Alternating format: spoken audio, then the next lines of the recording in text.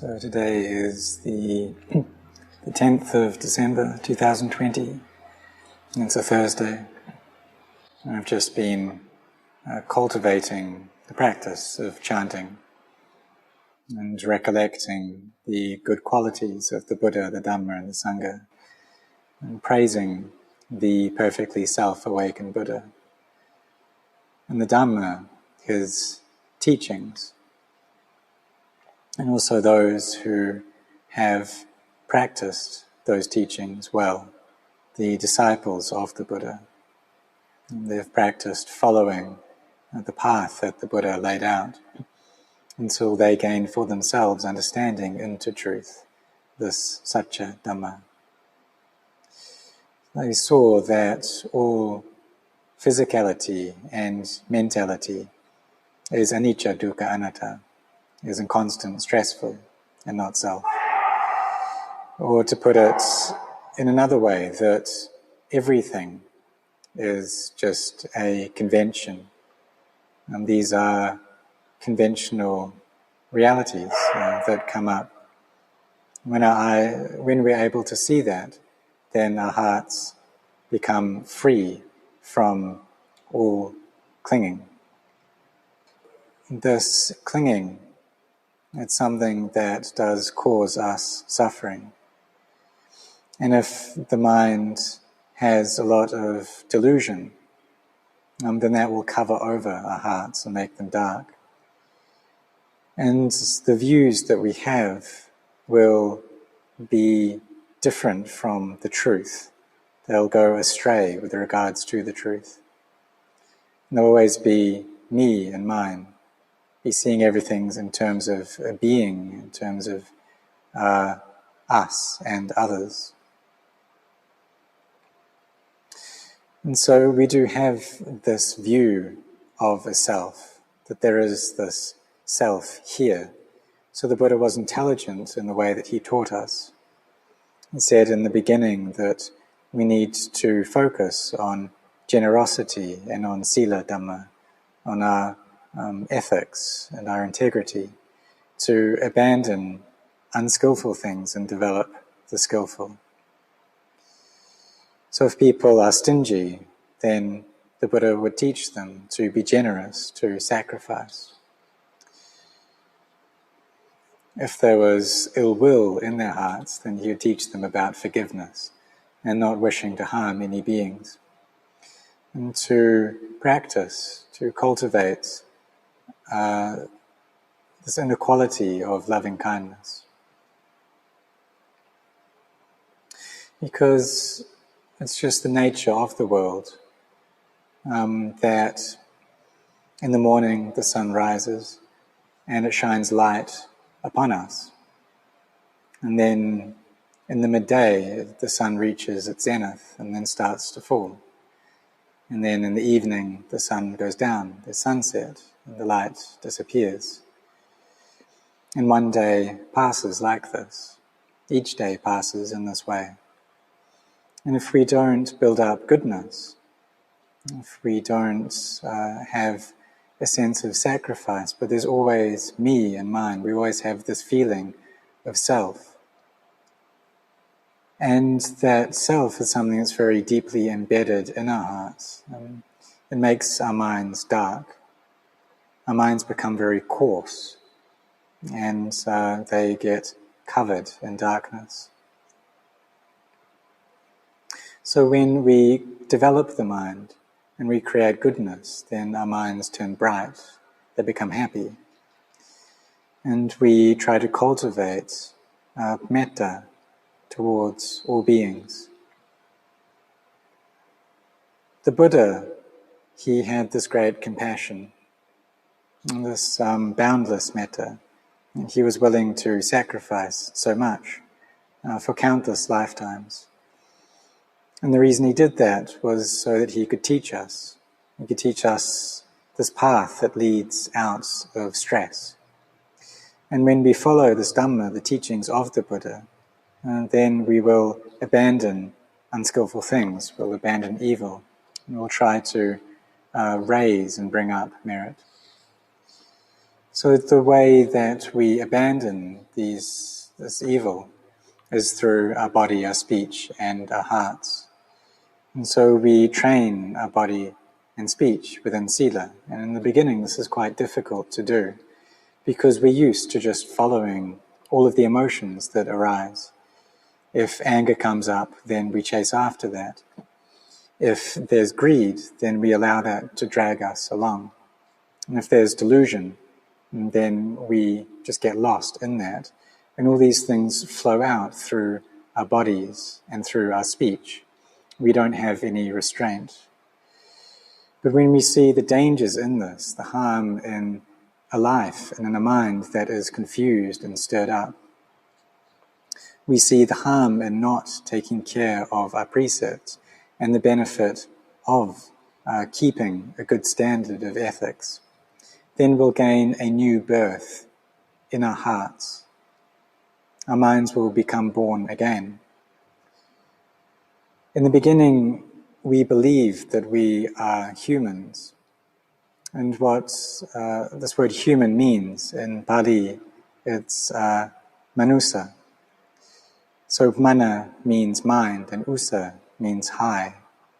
So manusa is a high mind. It's a level of being that is above the common animal. We can see that for animals it's very difficult for them to keep precepts or to keep a good level of virtue because they're just following their instincts. They're just trying to find food and exist in that way. They have to look after and protect their lives, and they end up by harming each other greatly. And so for humans, if we have gained this physical birth, but we don't keep a decent standard of integrity, of moral integrity, then we're no different from animals. But when we see the danger and the harm in this, then we won't allow ourselves to follow this path. We'll see the benefit of caring for our precepts, and we'll be intent to gain a new birth inwardly, a new birth of the mind. That this knowing element gets born again. And so we depend upon the teachings of the Buddha to gain this new birth. In the beginning, we may have read some scriptures, or we may know some monks, or have some friends who have suggested that we follow this way. And so we listen to them, and then we contemplate what they tell us, and we see for ourselves the danger in not keeping precepts. And so we try to practice. We cultivate the Dhamma within our hearts, allowing our hearts to grow, to rise to a higher level. So this is due to Sila Dhamma. So when we abandon unskillful qualities and we cultivate merit, the way that we raise up this merit is through this path of dana, sila, and bhavana, that this is all merit. And cultivating a heart of loving kindness, chanting, these are both forms of merit. And helping out other people, and helping out the work that needs to get done, this too is merit. So spreading our kind wishes towards others. So these are all the 10 forms of merit that the Buddha laid out. And one particularly important aspect of these 10 forms is that of straightening out our views and developing right views. And so we develop a belief in the existence of merit and of demerit, that there is a next life, that karma is real. And so if people don't believe this, then they'll instead have the belief that when we die, then that's it, there's just oblivion, and that our actions don't really have results. And this is micchaditti, this is wrong view, and it's a very heavy form of karma. But when we believe in this samma ditti, then it will give us great benefit. And in seeing that benefit, we put our efforts into this practice of sila, samadhi, and panya, the virtue of samadhi and of wisdom, and trying to straighten out our views. And really, in essence, or at the end, what that means, straightening out our views, is to see all things as being conventions. And when we do this, then we have reached into the very heart of the Buddha's teachings. Our minds become very bright.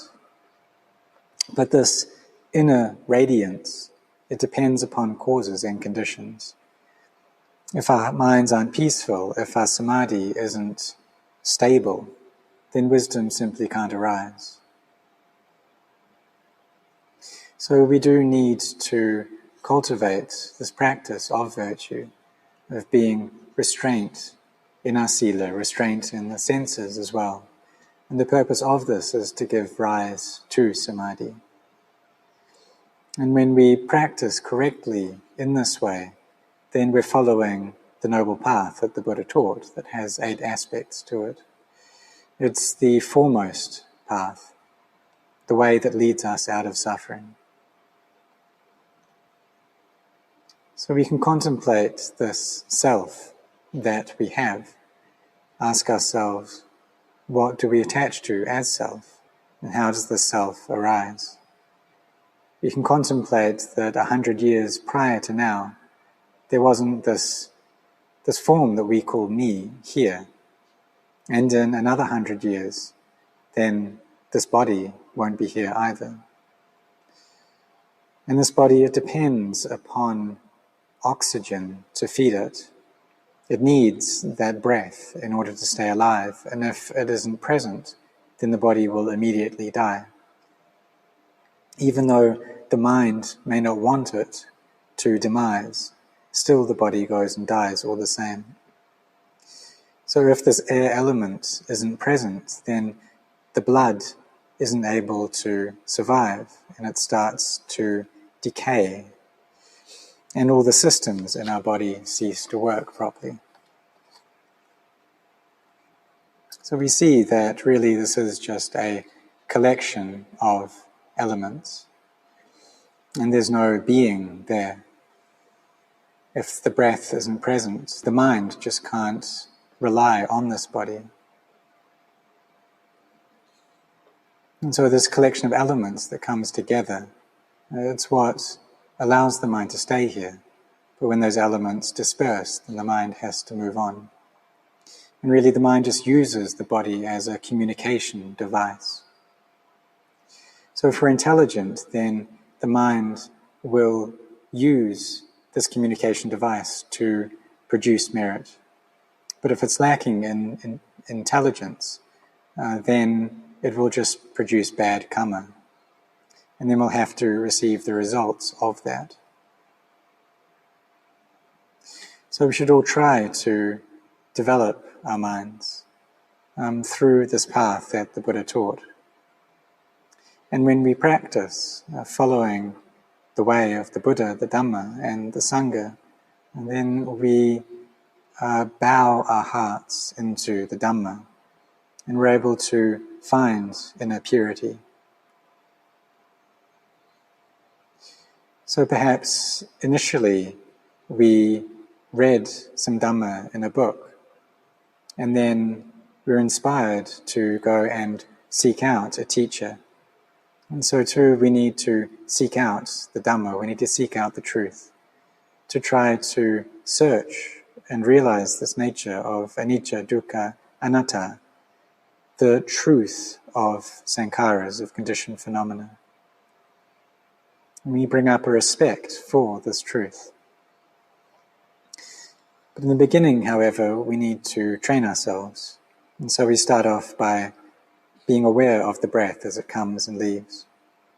And we can also use the word Buddho in conjunction with this. But it's important to not control our breath either, to not force it to be long or short. Because if we do that, then we'll end up stressed. We may get a headache, or the body feels very tense, and there are unpleasant feelings within the body. And that's not what the practice is like. That's not what it's about. So we need a sense of balance and finding a way that's just right. We need to practice in a way that gives us peace, that allows our minds to calm down. And if we find this method and we carry on with it, then we'll gain a sense of joy within our hearts. And this manifests in different ways. The body may sway back and forth. It may feel very cool, or it may feel like there's electricity flowing through it. And this are all manifestations of rapture that arise from peace. So we look at our breath, we watch that. And if we find ourselves habitually trying to control it, then we can try counting. So when we breathe in, count 1, 2, 3, 4, 5. And the breath goes out, count 1, 2, 3, 4, 5. Or we can count 1 to 6. We need to find what's just right for us and not try to control the breath. And if we can do this correctly, then the mind will settle into a place of stillness, inner peace and quiet. The mind will collect together into samadhi, and this shows that we're practicing correctly. But if when we meditate, then there's a lot of painful feelings in the body becomes very tense, our minds become ill at ease. What that shows is that we're trying to control the breath. So we need to just try to let it go, allow it to just follow its nature. And then we can come to counting the breath, or we can just allow the breath to follow its own nature through the method of counting, as I explained before. And then eventually the mind should settle down into peace.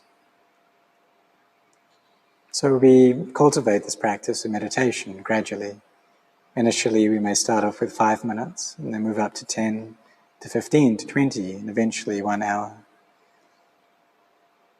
And training our minds to become peaceful. And when they are peaceful in this way, we can contemplate, we can think of the suffering. Why does it arise? What's it due to? We see that it comes up because of the attachments that we have. And this is the cause of suffering. So when we understand that, then our minds will naturally try to abandon that attachment. And slowly but surely, the amount of stress that we feel will reduce. When this happens, the faith that we have in the practice will increase. And so it develops like this in stages. So being aware of the breath is one method of recollecting or having mindfulness over the body. And whether we're standing, walking, sitting, or lying down, we try to keep this awareness. We can also use the meditation words of Buddha, Dhamma, Sangha. That's okay. Or just the one word of Buddha. That's all right as well. We train our hearts continuously, always trying to bring up mindfulness throughout the day. And if we can do this, then in the evening when we come to meditate, the mind will easily settle into peace. But also sometimes when we come back from work, the body's very tired, it's exhausted. So it may be better to rest first, to sleep, and in the morning, when we're feeling at ease, then we can practice meditation then. And especially in these winter months, like it is now. There's nice cool weather in the morning. And it's easy for the body and mind to feel very buoyant. In the beginning, as we meditate, our minds just naturally try to follow all the impressions, the sense impressions that they experience. And this can be a lot of suffering for us. It can be difficult to find a way out of that. Maybe before we had practiced a lot of meditation, but then we abandon our efforts. And when our lives become quite chaotic, we remember what that was like, to have this peace for our bodies to feel very light, for our minds to be bright. And so we take up the practice of meditation once again, coming back to looking at our breath. And we're able to pass over all of the sense impressions that we experience. And so if our minds are stirred up, then we do need to train them. We need to put in this effort. And sometimes there can be a lot of strong sensations in the body, painful sensations, and we can try to just observe them if our mindfulness is good enough. And if that's the case, then the mind should be able to separate out from these feelings. But if the energy of our sati is insufficient, then we have to come back to look at the breath, knowing it as it comes and leaves. We'll come back to our meditation word. So if the mind's very agitated, then reciting these words of Buddha, Dhamma and Sangha internally, or just the word Buddha, just carrying on with this in our hearts, reciting this word Buddha, Buddha, Buddha over and over, trying to keep the mind here, just on one single object, will help to relieve that frantic nature and allow our minds to settle into peace. And when we have confidence in this method of meditation, then our minds will be able to find inner peace. So we should be confident in it. And having this confidence, then we do sincerely practice. And we're able to come back again and again to this inner peace. So initially, we'll have some degree of faith. And then we put our efforts, our energy of our body and our mind into the practice. But it's also possible that certain thoughts come to obstruct the path. And these mostly are thoughts of doubts or uncertainty. But in the end, as we persist, then we'll come to an understanding of the Dhamma. We'll come to see that this body is just convention, and the mind then becomes liberated. And we also gain an understanding that this was possible because of the Buddha. And so we gain a very deep and strong faith in the Buddha. This is due to us having seen the Dhamma, that the kindness, the compassion of the Buddha was so vast, and this resounds very deeply within our hearts. So now we will have a very good opportunity, and we should use it to train in this path. And we don't know what's going to happen in the future. We see that now many people around the world are getting very sick, and maybe in the future another world war will break out, and things all over the globe could be very chaotic. But right now, our bodies are very strong, and so we're able to practice. And in Thailand, the situation is very fortunate. It shows that this country has a lot of merit, that the situation with COVID isn't so bad. And people who have contracted the virus are very, very few. Even though the countries that border on Thailand, the number of sick people there is very great. But here, it's not so much. So it shows there's a lot of merit in this country. But wherever we live, whichever country we're in, we shouldn't be heedless. We should meditate a lot, practice a lot, develop this path a lot.